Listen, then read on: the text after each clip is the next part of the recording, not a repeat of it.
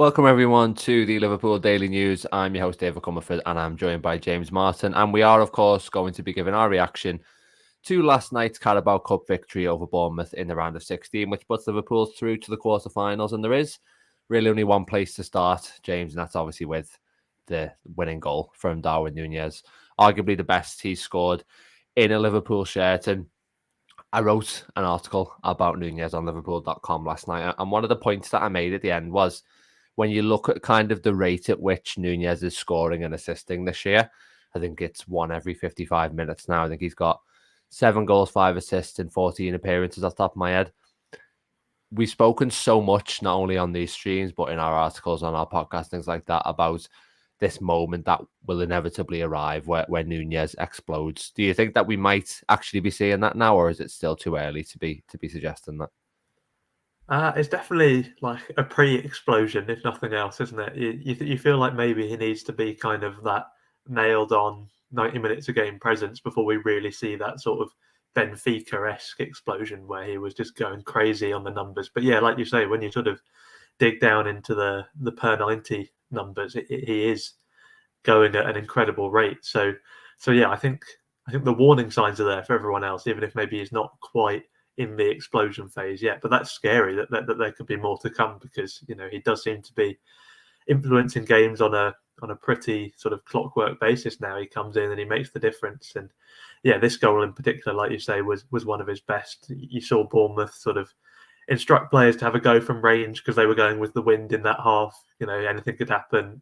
Liverpool were going against the wind. Kelleher was trying to launch it up the pitch, and it was just blowing back in his face. So really not the way to be going when you're going for long range efforts, but he still just rifled it into the top corner. It's an absolutely ridiculous goal, and yeah, made the difference in the end.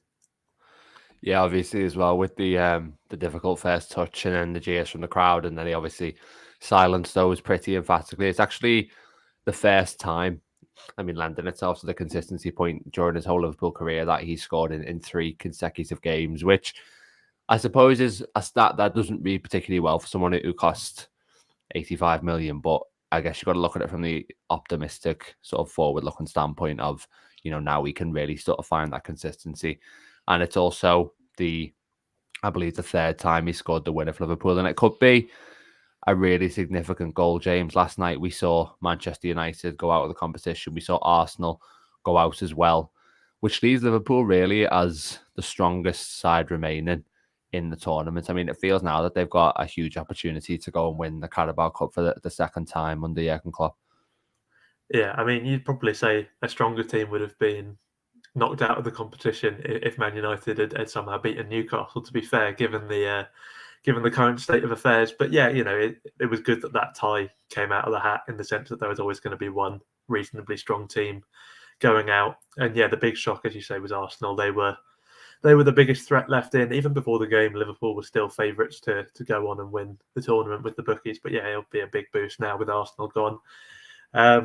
Yeah, it's an interesting one, isn't it? Because I think one of the ties is Port Vale, Middlesbrough. So one of them guaranteed to be in the semis. It's definitely sort of opening up, isn't it, that route to the final? Although I did see someone suggest that Newcastle, Middlesbrough, and Liverpool, Everton as the semi-finals could be a fun one, with the local derbies in both cases. So that could be an interesting one to watch out for. But yeah, West Ham next, and they have to be taken seriously. They just demonstrated that against Arsenal. They've caused upsets multiple times under David Moyes. It's classic David Moyes football, isn't it? Really, it's designed to hurt these big teams with the sit back and then counter when the chances arise. So not one to be taken lightly by any means, but it's at Anfield and Liverpool will be the favourites. And if they get through that, as you say, it's 2 games away from another trophy. So, well, 3 games potentially, but 2 rounds from another trophy.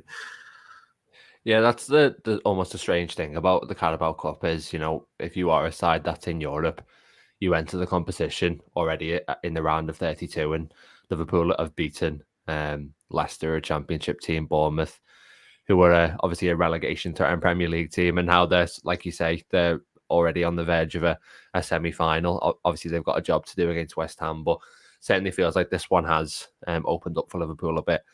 Let's continue by looking at some maybe of the individuals from last night, aside from Nunez, who deserve a bit of a mention. And someone who's been getting a lot of applauded, someone who won the official Liverpool Player of the Match award yesterday, was Jarell Quansah. at the back. I mean, he's been so impressive as he's broken into the first team this season. James, what did you think of his display last night? Yeah, incredible at both ends, really. I mean, not in terms of the final third, but in terms of the kind of progressive side of the game and the defensive sides of the game. I mean, he looks so comfortable with the ball at his feet. You can tell he's a defender who's come through the Liverpool academy in that era where that's the way Liverpool have been drilling their players to play. He looks so calm and confident. We saw him go for one of those big Virgil van Dijk switches. I think it was Gomez who was running onto that. The wind maybe took it a bit, but that's the sort of thing he has in his locker. And then at the back, we saw a couple of really key interventions. I mean, there was one as the game really ticked down last couple of minutes, and he sort of heads it out over his own goal from sort of almost under the crossbar. Really, that was a situation that looked really dangerous, and yeah, he just doesn't look flustered ever, which is saying something for a young player coming in and enjoying his first ever, not run of games, but the first ever season where he's sort of the next man up in these kind of cup games. And yeah, I don't think he's really put a foot wrong anywhere. Not that I can remember anyway. It's been remarkable, really. And you look back to the summer when there was the sort of clamour for the centre back, and you can completely understand that. But looking at how the pitch has evolved now, you think, well, do we want to be blocking Quansah because he does look that good? Yeah, just to revisit that actually for a second, because I was going to pick up on that point about sort of the transfer side of things. If Quansah's obviously been so impressive so far, if it gets to January, I mean, do you think Liverpool now should, if they had the plan to maybe go and get a centre back in January, do you think that should be kind of on hold now? Because not only in terms of what you said about blocking his development long term, which I think has to be considered, but also, is it better to kind of use resources elsewhere? Is it the reality that with Quansah stepping up in the manner that he has, Liverpool are actually well stocked at centre back this season, or is that something where again you need a little bit more time, maybe sort of get towards the end of this year before you can make a full judgment on it? Well, the thing is, there's no sort of glaring weak spot in this team anymore, which is, a testament to the summer, given how many weak spots there were last year. So, if you're going to, you don't want to just do nothing in the transfer window. So if you're going to strengthen somewhere, it's probably still at the back, just in terms of getting that extra strength in numbers. You kind of want a situation like you have in the attack, where you have, 5 absolutely world-class options to call on at any one time, and then the youngsters underneath that, like Ben Doak, players like that. So, I wouldn't be surprised if there was still some recruitment, but at the same time, if the club decides, we're not going to go out and buy somebody, we're happy with our options, I think. Whereas a few months ago, that would have looked almost negligent. You look at it now and say, well, okay, I can understand that decision. I mean, you look at the players Liverpool were being linked with in the summer, that Levi Colwill was a big one. And, he's in a pretty similar position to Quansah, really. He's not had, masses of Premier League game time by any means. He obviously had that season on loan at Brighton, but he's maybe a year ahead development-wise. And you look at Quansah and you think, well, maybe Liverpool has their own version. Maybe Colwill, just because he got that loan, he the hype around him sort of went up quicker. But yeah, you'd be paying millions and millions of pounds to get someone like that, particularly a homegrown player. So when you have one in the ranks, there's an incentive at least to sort of at least give him a fair go at making it in the team. And when he hasn't put a foot wrong in, I think, 6 appearances now, then you look at it and say, well, maybe we do give him a fair run. And like you say, that could mean waiting. That could mean playing the longer game until sort of the summer, seeing how he gets on. But yeah, I'm really excited by what I've seen from him. He just seems incredible, to be honest. Yeah, it's kind of emerged as a bit of a surprise. Well, no one was really talking about Quansah as a serious option in that area, which is obviously a credit to him. And yeah, I think, funnily enough, if someone like Quansah was playing for Bournemouth, then I feel like he'd be on the radar of top teams, with not only kind of the levels he's reaching, but also kind of the stylistic strengths that he has as well, in terms of being well suited to a top team. If we move on to like the midfield now, one player we saw kind of return to the domestic picture yesterday after a 3-match suspension was Curtis Jones. Obviously, I think came off like around the hour mark or at some point in the second half. But at the weekend, Klopp has a decision to make in the game against Luton. He has to choose, assuming McAllister and Szoboszlai are 2 of his 3 sort of full-time midfielders in there. He'll have to choose between Jones and Gravenberch. And Gravenberch has obviously been pretty impressive, you'd have to say, in the absence of Jones following that red card against Tottenham. So I'll put you on the spot, James. I mean, which of the two would you choose against Luton based on what you've seen so far? I'd probably throw Jones back in, just not necessarily because I prefer him kind of longer term, but in the sense that, you know, he's been through a lot of times in his Liverpool career where it's been stop-start. He's looked like he's broken through. There's been a setback, usually an injury setback, and then he's had to be sitting on the sidelines again for weeks and weeks. And so I think maybe it just sends a bit of the wrong message if he comes back from suspension. It's like, oh, unlucky, Gravenberch nicked your spot now. And, you know, longer term, I'm sure that will turn into a real battle for that place. And Gravenberch, you know, if you had to call it, you'd say maybe it looks like he has the higher ceiling. He does look, you know, like an incredible player.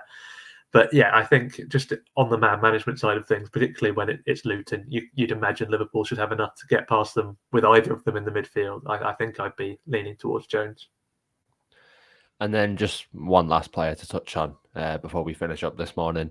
Cody Gakpo, back in the starting lineup after his absence this time through injury, and gets Liverpool on the score sheet. It feels like coming into the season, and obviously in the back end of last season, that Gakpo was kind of that first choice centre forward, really. I mean, how do you think he'll adjust now to the fact that, in all likelihood, Nunez has kind of got the shirt at the moment?